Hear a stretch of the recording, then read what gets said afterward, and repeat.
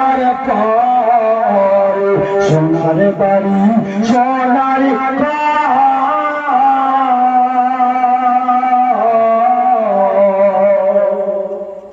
সব পর যাবি আকা ওইখানে পাবি না কাউরে দেখা ওই কবরে যাবি আকা কবরে যাবি আকা ওইখানে কারো পাবি না দেখা সাবন লোকগুলো হবে সোনার বাড়ি সোনার ঘর সবে হবে তোমার নাই ভাই 2 নম্বর শয়তান আবাদ করছে আপনি শয়তানকে বলছেন টাকা আজকে আছে কালকে নাই আজকে দান করব তো কালকে মারা গেলে আমি দানি হয়ে মারা যাব জোরে বলুন সুবহানাল্লাহ তুই শয়তানকে বল খবরদার নেক কাজ আমায় বাধা দিবি না দিনে 1000 টাকা ইনকাম করি 30 দিনে 30,000 টাকা ইনকাম হয় তো 7 দিনে ইনকাম নাই খাইলাম আল্লাহর ঘরে দান করলাম শয়তানকে বলো একটা ব্যক্তি আরেকটা ব্যক্তি হবে না ভাই চটপট একটু হাতটা দেখাবেন কাল পরশু দেবেন ভাই হবে না একটা ভাই আমার কোন বাপ কোন বন্ধু কোন যুবক ভাই হবে না একটা আর একটা একটু হাত তুলে দোয়া করব দুইটা একটা হয়েছে আর একটা খালি এই আনারুল ভাইয়ের সঙ্গে হয়ে যাবে আর একটা হবে না ভাই দেখুন না ওই সাইড থেকে একটু দেখুন না কোনো যুবক ভাই বা কোনো বাবাজি বা কোনো বন্ধু বা কোনো দোস্ত বা কোনো সাথী যদি থাকো তো জানাও না আমার মনের বাতি তোমাদের জন্য দোয়া করে দেবো খুব তাড়াতাড়ি হবে না আর একটা দরকার আমার মায়েরা তোমরা 2500 টাকা দেবে না একটা না দেবে না ভেবেছো কালকে দেবো কালকে যদি মরে যাও এই বড় লোকের বেটি তোর টাকা তোর পড়ে থাকবে সব পড়ে থাকবে একটাও কেউ নেবে না একটা দেবে না কেউ সুগুরাকে ভালোবেসে যাবে না তোমাদের যদি বেটি হতো আর তোমরা যদি ওখানে থাকতা তোমাদের মনটা কি বলতো খাবার দৌড়িয়ে দৌড়িয়ে নিয়ে যেতে আদর করতে মায়া করতে মমতা করতে তো তাদের নামে আজকে দান করো পারবে না একটা 2500 টাকা পারবে না ভাইদের দিকে আর একটা হবে না ভাই আমার ভাইয়ের বন্ধুরা সোনার মানিকেরা ভাই গো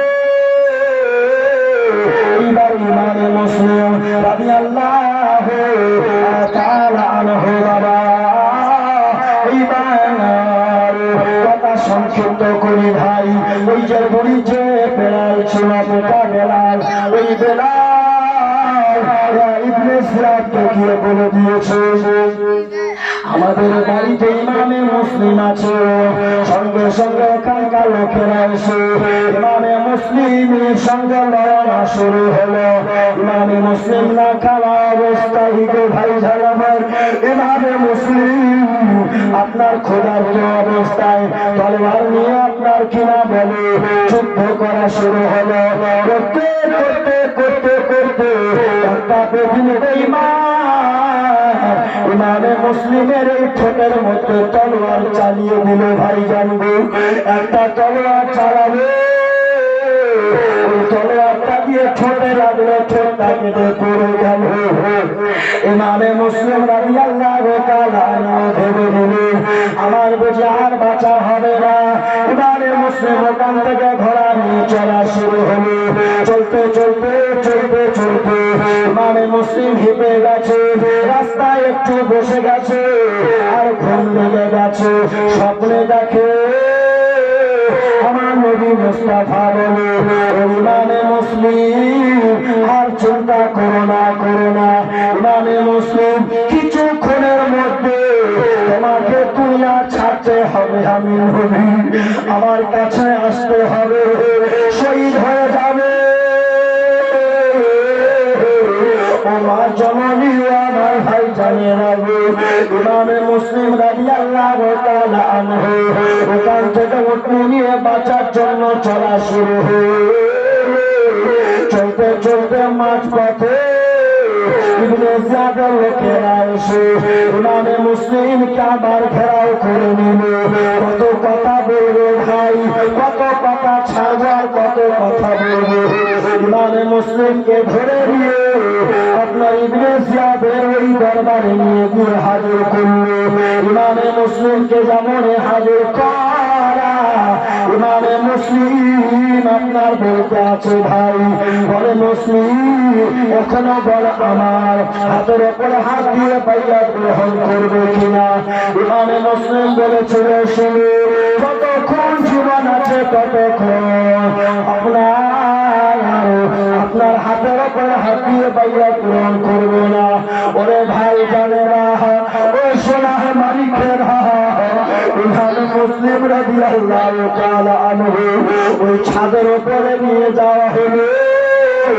ছাদের উপরে নিয়ে গিয়া ইমামে মুসলিম রাদিয়াল্লাহু তাআলা আনহু ইমামে মুসলিমকে শুনিয়ে দেওয়া হলো।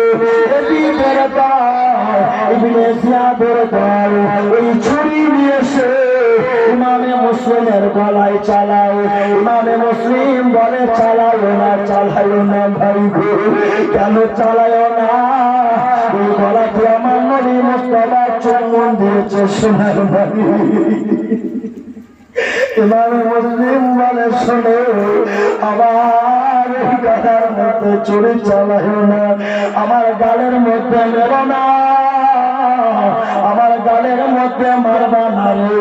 এই মাথার মধ্যে কতবার হাত বুলিয়েছে ওরে বেঈমানের গালেরা।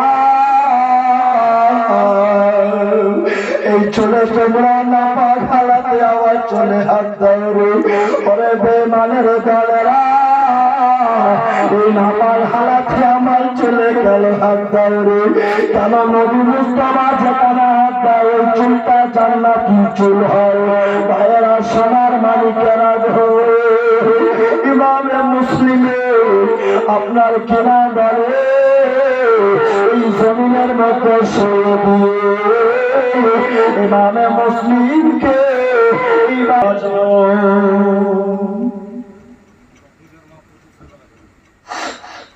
তৌফিকের মা 2500 টাকা দিয়েছে। নারাই তাকবীর, জোরে বলুন না, নারাই তাকবীর, নারাই তাকবীর। এই সময় দোয়া করবো মা, দোয়া করবো। ইমামে মুসলিমকে শহীদ করে দেওয়া হলো। ইমামে মুসলিমের দুইটা ছেলে এই কথাটা শুনতে পেয়েছে। ইমামে মুসলিমের দুই ছেলে যেমন শোনা, ইমামে মুসলিমের দুই ছেলে কাজী সাহেবের কাছে গিয়ে বলে চাচা আমাদের আব্বা আজকে শহীদ হয়ে গেছে চাচা। বলে চাচা গো, বাবার হাত ধরে আমরা চলতাম, বাবার হাত ধরে আমরা চলতাম চাচা, আজকে আমাদের বাবা শহীদ হয়ে গেছে গো চাচা। চাচা, যে বাবাকে না দেখলে আমরা থাকতে পারতাম না গো, যে বাবাকে আমরা না দেখলে থাকতে পারতাম না।